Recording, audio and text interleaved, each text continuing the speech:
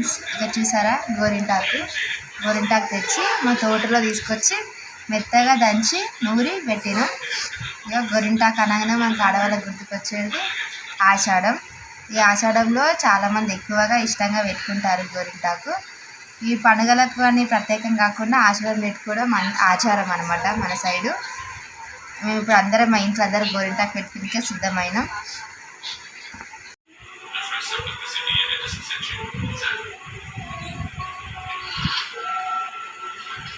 Friends ఇక complete అయిపోయింది చేతి అయితే.